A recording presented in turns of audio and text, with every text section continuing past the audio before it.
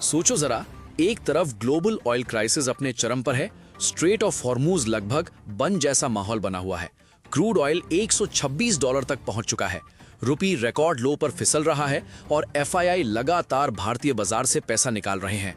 और इसी तनाव के बीच सोमवार को भारत के 5 बड़े राज्यों के इलेक्शन रिजल्ट्स आने वाले हैं। इसलिए बाजार में वॉलेटिलिटी किस तरह की हो सकती है उसका अंदाजा अभी से लगाया जा सकता है। सिर्फ इलेक्शंस ही नहीं, सोमवार को 300 से ज्यादा कंपनियों के Q4 रिजल्ट्स भी आने वाले हैं। साथ में 2 बड़े आईपीओ भी मार्केट सेंटिमेंट को प्रभावित करेंगे। दूसरी तरफ वॉल स्ट्रीट में ऐसी रैली देखने को मिली कि नैस्डैक पहली बार 25,000 के ऊपर निकल गया। यानी ग्लोबल सिग्नल्स पूरी तरह मिक्स्ड हैं, डर भी है और एक्साइटमेंट भी। पिछले हफ्ते निफ्टी 50 ने किसी तरह हल्की बढ़त जरूर दिखाई, लेकिन पूरे हफ्ते में बाजार लगातार ऊपर नीचे होता रहा। निफ्टी का वीकली हाई 24,334 तक गया और लो 23,796 तक गिरा, यानी करीब 500 पॉइंट्स का बड़ा रेंज देखने को मिला। लेकिन आखिर में इंडेक्स सिर्फ मामूली बढ़त के साथ बंद हुआ।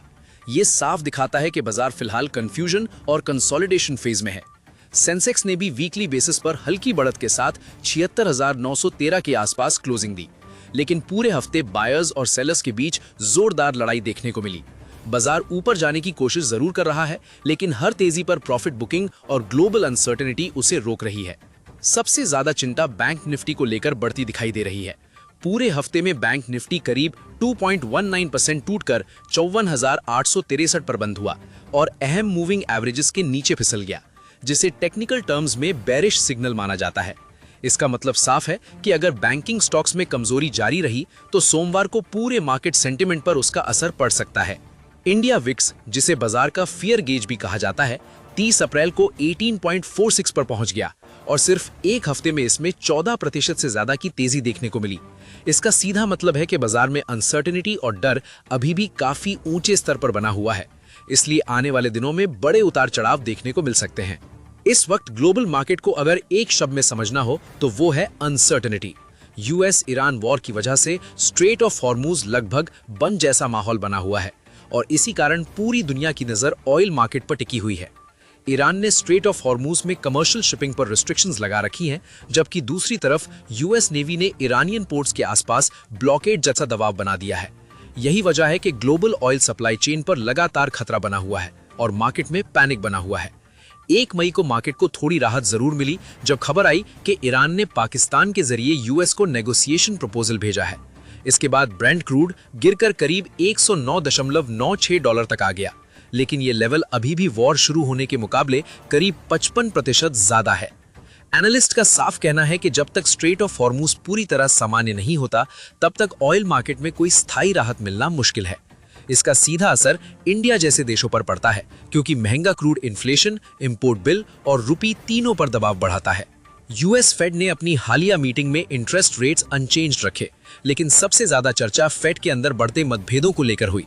1992 के बाद पहली बार 4 एफओएमसी मेंबर्स की अलग अलग राय सामने आई, जिससे मार्केट में फ्यूचर पॉलिसी डायरेक्शन को लेकर अनसर्टेनिटी बढ़ गई। फेड चेयरमैन जेरोम पावेल का टेन्योर 15 मई को खत्म हो रहा है और केविन वॉश उनके संभावित सक्सेसर माने जा रहे हैं। इस हफ्ते होने वाला सेनेट वोट इसलिए अहम रहेगा क्योंकि ग्लोबल इन्वेस्टर्स अब ये समझना चाहते हैं कि नया फेड चेयर फ्यूचर में एग्रेसिव पॉलिसी अपनाएगा या इकोनॉमी को सपोर्ट देने वाला सॉफ्ट स्टैंस रखेगा। दूसरी तरफ वॉल स्ट्रीट में जबरदस्त रैली देखने को मिली और नैस्डैक पहली बार 25,000 के ऊपर बंद हुआ। एप्पल के स्ट्रॉन्ग अर्निंग्स के बाद नैस्डैक 25,133 तक पहुंच गया, जबकि S&P 500 और डाउ जोन्स ने भी नए रिकॉर्ड लेवल्स बनाए, जिससे इंडियन आईटी स्टॉक्स के लिए सेंटिमेंट काफी मजबूत हो सकता है। 30 अप्रैल को रुपी गिरकर 95.32 रुपीस पर डॉलर तक पहुंच गया और इसने अपना पुराना ऑल टाइम लो भी तोड़ दिया। कमजोर रुपी का सबसे बड़ा असर एफआईआई सेंटिमेंट पर पड़ता है, क्योंकि डॉलर टर्म्स में उनका रिटर्न और घट जाता है, जिससे फॉरेन इन्वेस्टर्स पर लगातार सेलिंग का दबाव बढ़ता रहता है। गोल्ड में अभी उतनी बड़ी तेजी नहीं दिख रही जितनी आमतौर पर ग्लोबल टेंशन के समय देखने को मिलती है। इसकी सबसे बड़ी वजह मजबूत डॉलर है, जबकि इंडिया में कमजोर रुपी की वजह से घरेलू बाजार में गोल्ड के दाम अभी भी ऊंचे बने हुए हैं। अगर ईरान और यूएस के बीच बातचीत आगे बढ़ती है और रुपी थोड़ा संभलता है तो डोमेस्टिक गोल्ड प्राइसेस में कुछ करेक्शन देखने को मिल सकता है। यानी फिलहाल गोल्ड पूरी तरह फियर बेस्ड रैली नहीं दिखा रहा। सिल्वर में गोल्ड के मुकाबले ज्यादा वॉलेटिलिटी बनी हुई है, क्योंकि इसका कनेक्शन इंडस्ट्रियल डिमांड से भी होता है। ग्लोबल मैन्युफैक्चरिंग को लेकर अनसर्टेनिटी रहने की वजह से सिल्वर में फिलहाल स्थिर डायरेक्शन नहीं दिखाई। क्रूड ऑयल इस समय इंडियन मार्केट के लिए सबसे बड़ा रिस्क फैक्टर बना हुआ है। महंगा ऑयल सीधे इन्फ्लेशन, रुपी और इंपोर्ट बिल पर दबाव बढ़ाता है, और अगर ग्लोबल टेंशन लंबा चला तो फ्यूल प्राइसेस बढ़ने का असर आम लोगों तक भी पहुंच सकता है। बाजार की नजर फिलहाल सिर्फ रिजल्ट्स और ग्लोबल टेंशन पर नहीं, बल्कि आरबीआई की नई पॉलिसी पर भी है। एनबीएफसी पेरेंट कंपनीज पर लिस्टिंग को लेकर दबाव बढ़ता दिख रहा है, और इसी वजह से टाटा सन्स की पॉसिबल लिस्टिंग को लेकर मार्केट में चर्चा तेज हो गई है। अगर आने वाले समय में टाटा सन्स की लिस्टिंग होती है तो ये इंडियन प्राइमरी मार्केट के लिए एक बहुत बड़ा इवेंट साबित हो सकता है, क्योंकि टाटा ग्रुप की क्रेडिबिलिटी और साइज को देखते हुए इन्वेस्टर्स की दिलचस्पी इसमें काफी ज्यादा रहने की उम्मीद है। सोमवार 4 मई को वेस्ट बंगाल, तमिलनाडु, केरला, आसाम और पुडुचेरी के इलेक्शन रिजल्ट्स आने वाले हैं, इसलिए मार्केट में पॉलिटिकल वॉलेटिलिटी भी बनी रहेगी। खासकर वेस्ट बंगाल को लेकर काफी ज्यादा क्यूरियोसिटी है, क्योंकि एग्जिट पोल्स में कड़ी टक्कर दिखाई गई है। अगर इलेक्शन रिजल्ट्स मार्केट एक्सपेक्टेशंस के मुताबिक आते हैं तो शॉर्ट टर्म में सेंटिमेंट पॉजिटिव हो सकता है, लेकिन एनालिस्ट्स का मानना है कि ये एक्साइटमेंट ज्यादा लंबे समय तक नहीं टिकेगी और बाजार का फोकस जल्दी ही क्रूड ऑयल, ग्लोबल टेंशन और Q4 अर्निंग्स पर वापस आ जाएगा। इस हफ्ते आने वाला PMI डेटा और फॉरेन एक्सचेंज रिजर्व्स नंबर्स भी काफी अहम रहने वाले हैं। इन आंकड़ों से ये समझने में मदद मिलेगी कि इंडियन इकोनॉमी की ग्रोथ, सर्विसेज एक्टिविटी और करेंसी पोजीशन फिलहाल कितनी मजबूत बनी हुई है। इस हफ्ते सबसे चर्चित IPO है ऑन-एमी टेक्नोलॉजी सॉल्यूशंस का 925.92 करोड़ रुपीस इश्यू। IPO 30 अप्रैल से 5 मई तक खुला है। प्राइस बैंड 162 से 171 रुपीस रखा गया है और मिनिमम इन्वेस्टमेंट करीब 14,877 रुपीस बनता है। GMP अभी सिर्फ 4 से 5 रुपए चल रहा है, यानी लिस्टिंग करीब 175 से 176 के आसपास हो सकती है।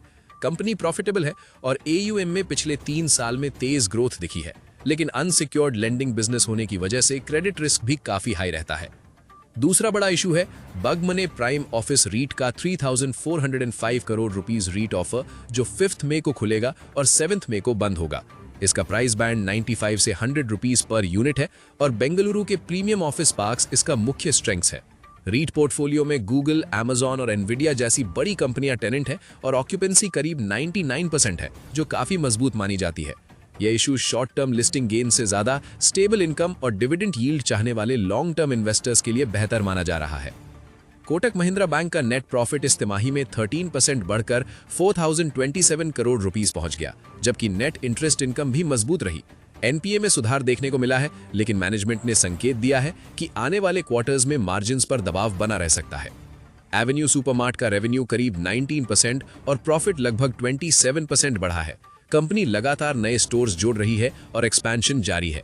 हालांकि मैनेजमेंट के मुताबिक मार्च के बाद कंज्यूमर डिमांड फिर से सामान्य स्तर पर लौट आई है। मजागॉन डॉक शिप बिल्डर्स ने डिफेंस ऑर्डर्स और सबमरीन प्रोजेक्ट्स की वजह से शानदार रिजल्ट्स दिए हैं।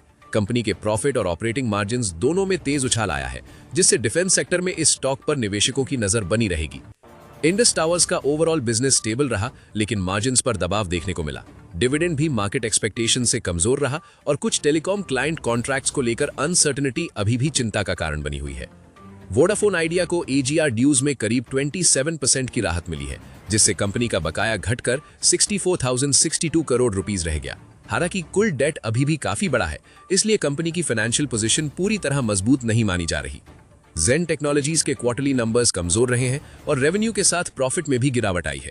कमजोर अर्निंग्स की वजह से स्टॉक पर शॉर्ट टर्म प्रेशर बना रह सकता है और मार्केट रिएक्शन कॉशियस रह सकता है।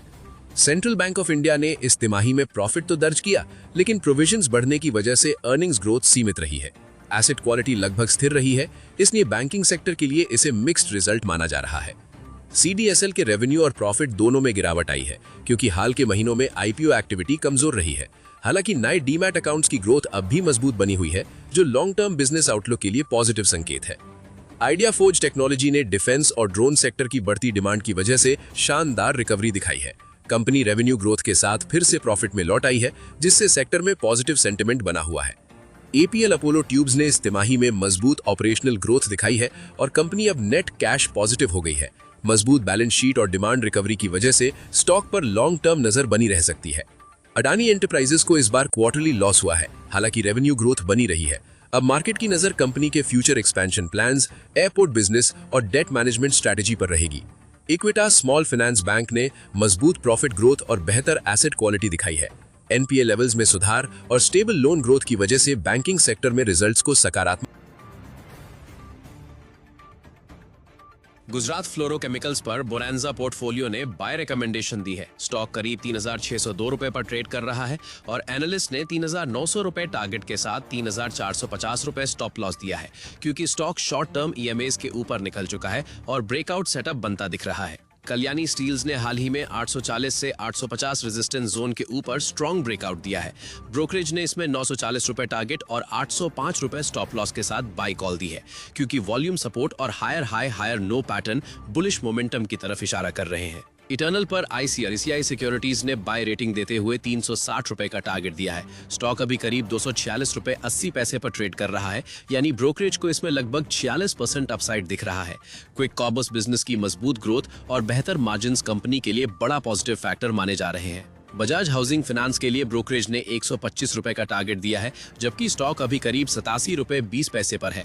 Q4 रिजल्ट्स स्टेबल रहे हैं और मैनेजमेंट गाइडेंस के मुताबिक ROA और ROE मजबूत बने हुए हैं, जिससे long term growth outlook positive माना जा रहा है। SBFC फाइनेंस पर भी बाय रिकमेंडेशन जारी की गई है और 130 रुपए का टारगेट दिया गया है।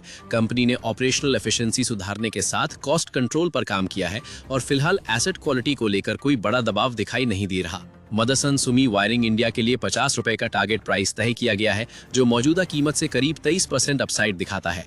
ईवी और हाइब्रिड व्हीकल सेगमेंट में बढ़ती डिमांड और नई कैपेसिटी एक्सपेंशन आने वाले समय में कंपनी ग्रोथ को सपोर्ट कर सकती है। इस हफ्ते कॉर्पोरेट एक्शंस की लंबी लिस्ट मार्केट में स्टॉक स्पेसिफिक मूवमेंट बढ़ा सकती है। सबसे पहले यूको बैंक 4 मई को 0.44 रुपीस फाइनल डिविडेंड के लिए एक्स डेट पर रहेगा, जबकि जैक्सन पॉल फार्मास्यूटिकल्स का शेयर बायबैक भी इसी दिन फोकस में रहेगा। 5 मई को डिविडेंड और रीट डिस्ट्रीब्यूशन वाले कई बड़े कॉर्पोरेट एक्शंस हैं। हेक्सावे टेक्नोलॉजीज 8 रुपए 50 पैसे इंटरिम डिविडेंड देगा, जबकि Mindspace business parks REIT और Indus Infra Trust income distribution के लिए एक्स डेट पर रहेंगे। इसी दिन एवरो इंडिया का स्टॉक स्प्लिट भी काफी चर्चा में रह सकता है, जहां फेस वैल्यू 10 रुपए से घटाकर 1 रुपए की जाएगी। आमतौर पर स्टॉक स्प्लिट के बाद लिक्विडिटी बढ़ती है और रिटेल पार्टिसिपेशन में तेजी देखने को मिल सकती है। 7 मई को ओरेकल फाइनेंशियल सर्विसेज सॉफ्टवेयर 270 रुपए प्रति शेयर इंटरिम डिविडेंड देने जा रही है, जो इस हफ्ते के सबसे बड़े डिविडेंड पे आउट्स में से एक है। इसके अलावा 6 मई को ऑडिसी टेक्नोलॉजीज 1 रुपए फाइनल डिविडेंड के लिए एक्स डेट पर रहेगा। 8 मई कॉर्पोरेट एक्शंस के लिहाज से सबसे व्यस्त दिन रहेगा। NALCO, Laurus labs, central bank of India और सुंदरम फास्टनर समेत कई कंपनियां डिविडेंड देंगी, जबकि अल्का इंडिया का 6:1 बोनस इशू भी निवेशकों के लिए आकर्षण का केंद्र रहेगा।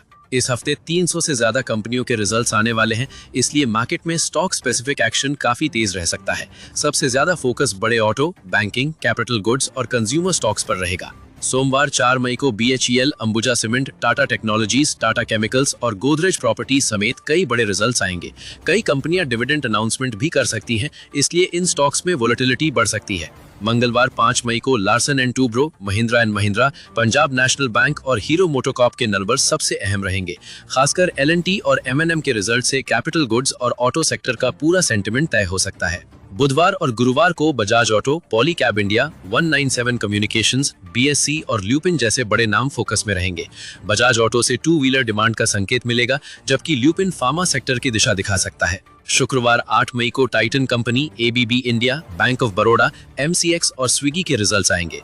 खासकर टाइटन के नंबर्स ज्वेलरी डिमांड और फेस्टिव बाइंग ट्रेंड को समझने के लिए मार्केट के लिए काफी अहम माने जा रहे हैं। निफ्टी 50 अभी 23,997 के आसपास बंद हुआ है और 21 डे EMA के ऊपर बना हुआ है। ये संकेत देता है कि शॉर्ट टर्म रिकवरी ट्रेंड अभी भी इंटैक्ट है और फिलहाल मार्केट पूरी तरह वीक नहीं हुआ है। अपसाइड में 24,250 सबसे बड़ा रेजिस्टेंस माना जा रहा है, क्योंकि वहीं 55 डे EMA मौजूद है। अगर निफ्टी इस लेवल को डिसाइसिवली क्रॉस कर देता है तो अगली रैली 24,750 तक जा सकती है, लेकिन 24,500 के आसपास heavy call OI strong supply zone बना रहा है। डाउनसाइड में 23,800 सबसे अहम सपोर्ट है और जब तक ये लेवल होल्ड करता है तब तक बाय ऑन डिप्स स्ट्रैटेजी काम कर सकती है, लेकिन अगर 23,800 टूटता है तो 23,550 और 23,500 तक प्रेशर बढ़ सकता है और 23,500 के नीचे सेलिंग काफी तेज हो सकती है। निफ्टी बैंक के लिए 54,400 से 54,500 क्रिटिकल सपोर्ट जोन है, जबकि ऊपर 55,500 बड़ा रेजिस्टेंस बना हुआ है। ट्रेडर्स के लिए फिलहाल सेफेस्ट स्ट्रैटेजी यही मानी जा रही है कि रेंज बाउंड ट्रेड करें। 24,000 के आसपास बाइंग और 24,500 के पास प्रॉफिट बुकिंग या हेज बेहतर रहेगा। आज की पूरी डिस्कशन से एक बात साफ है, आने वाला हफ्ता आसान नहीं रहने वाला। क्रूड ऑयल ऊंचा है, रुपी दबाव में है, इलेक्शन सस्पेंस बना हुआ है और साथ ही Q4 रिजल्ट्स की भारी बारिश मार्केट वोलेटिलिटी को और बढ़ा सकती है। इस समय मार्केट में सबसे बड़ा एडवांटेज उन्हीं इन्वेस्टर्स और ट्रेडर्स के पास रहेगा जो पहले से प्रिपेयर्ड होंगे।